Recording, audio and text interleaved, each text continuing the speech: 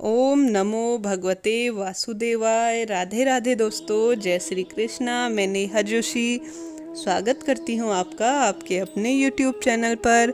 आज इस वीडियो में जानेंगे विजया एकादशी की कथा का श्रवण करेंगे। आइए शुरू करते हैं। बोलिए श्री कृष्ण गोविंद हरे मुरारी, हे नाथ नारायण वासुदेवा। अर्जुन जो है वह भगवान श्री कृष्ण से एकादशी का महत्व सुनकर आनंद से विभोर हो उठे। जया एकादशी के महत्व को जानने के बाद अर्जुन कहते हैं, माधव फाल्गुन मास के कृष्ण पक्ष की एकादशी का क्या महत्व है, उसके बारे में मैं जानना चाहूँगा।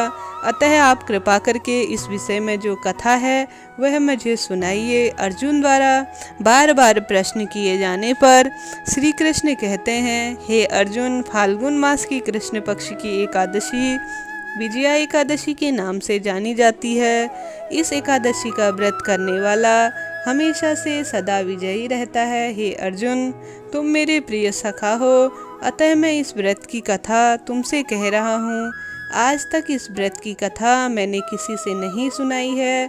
तुमसे पूर्व केवल महर्षि नारद ही इस कथा को ब्रह्मा जी से सुन पाए हैं।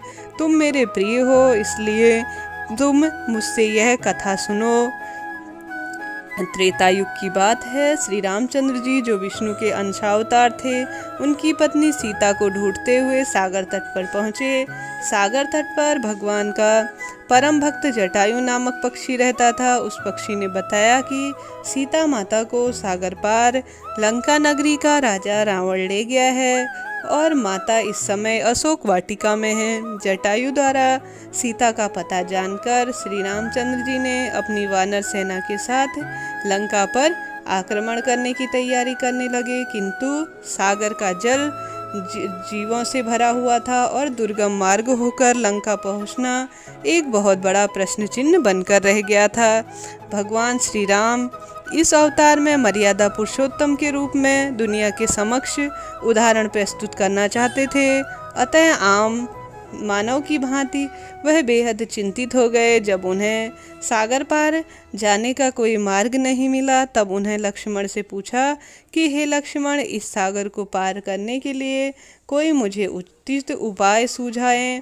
अगर तुम्हारे पास कोई उपाय हो तो मुझे बताएं। श्री रामचंद्र जी की बात सुनकर लक्ष्मण जी बोले, हे प्रभु, आपसे तो कोई बात छिपी नहीं है। आप तो स्वयं सर्व सामर्थ्यवान हैं। फिर भी मैं आपसे कहना चाहूँगा, यहाँ से आधा योजन दूर परम ज्ञानी वल्कदाभ्य नाम के मुनि का जो निवास है, वहाँ जाकर हमें इस प्रश्न का हल पूछना चाहिए।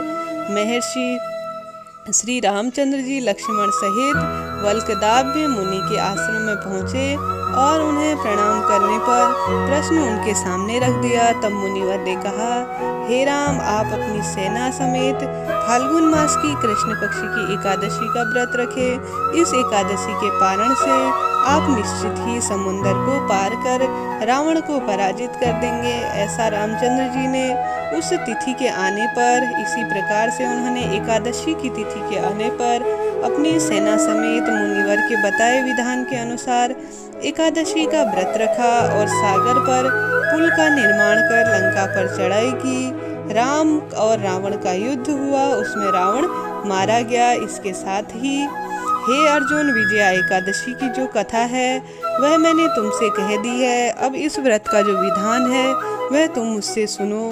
श्री रामचंद्र जी ने जिस विधि विधान से विजया एकादशी का व्रत किया, उसी विधान से विजया एकादशी का व्रत करना चाहिए। दशमी के दिन एक बेदी बनाकर उस पर सप्तधान्य रखे। फिर सामर्थ्य के अनुसार जो स्वर्ण है, रजत है या तांबा है अथवा मिट्टी का जो आपके पास उपलब्ध हो, उस कलश पर स्थापित करें। एकादशी के दिन उस कलश पर पंचपल्लव रखकर श्री हरि विष्णु की मूर्ति को स्थापित करें और विधि विधान सहित धूप, दीप, चंदन, फूल, फल व तुलसी से प्रभु का पूजन करें। व्रती पूरे दिन भगवान की कथा का पाठ व श्रवण करे और रात्रि में कलश के ही सामने बैठकर जागरण करे। द्वादशी के दिन कलश को योग्य ब्राह्मण अथवा पंडित को दान कर देना चाहिए। ऐसा करना समस्त कार्यों में विजय दिलाने वाला होता है, जैसा कि इस नाम से ही विदित है। यह व्रत जीवन के कोई भी कार्य हो वह उस कार्य में विजय प्राप्त करवाता है। हिंदू धर्म में एकादशी का व्रत महत्वपूर्ण स्थान रखता है। प्रत्येक वर्ष 24 एकादशियाँ होती हैं। जब अधिक मास या मलमास आता है तब इनकी संख्या बढ़कर 26 हो जाती है।